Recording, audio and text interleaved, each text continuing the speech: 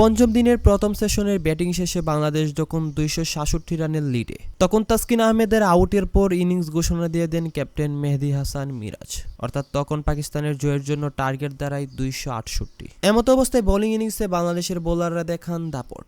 শুরু থেকেই পাকিস্তানের উইকেট তোলার পাশাপাশি 121 রানেই পাকিস্তানের 5 উইকেট আদায় করে নেন টাইগার বোলাররা। আর তখনও জয়ের জন্য পাকিস্তানের প্রয়োজন ছিল 147 রান। তবে এদিন পাকিস্তানের দ্বিতীয় ইনিংসে ঘটে যায় এক অপ্রত্যাশিত ঘটনা, যা দেখে রীতিমতো থমকে যান বাংলাদেশি ক্রিকেটাররা। যেখানে বাংলাদেশের জন্য পাকিস্তানের এক একটা উইকেট গুরুত্বপূর্ণ, সেখানে মেহেদী হাসান মিরাজের বলে এভাবেই বল স্টাম্পে লেগেও বেল্ট পড়েনি পাকিস্তানি ব্যাটার আব্দুল্লাহ ফজলের। অর্থাৎ বল স্টাম্পে লেগেছে, কিন্তু বেল্ট না পড়ার কারণে আউট হননি আব্দুল্লাহ ফজল। এমন ঘটনার পর নিজের চোখকে যেন কিছুতেই বিশ্বাস করতে পারছিলেন না উইকেটের পিছনে থাকা লিটন দাস। হয়তোবা তিনি ভাবছিলেন এমনও ভাগ্য হয় মানুষের। শেষ পর্যন্ত নতুন জীবন পাওয়া আব্দুল্লাহ ফজল আউট হন ব্যক্তিগত 66 রানে। তবে ক্রিকেটে এ ধরনের ঘটনা নতুন কিছু নয়, এর আগেও হয়েছে বহুবার। প্রিয় দর্শক, ক্রিকেটে এমন ঘটনায় আপনার মন্তব্য কি তা জানাতে পারেন কমেন্ট বক্সে।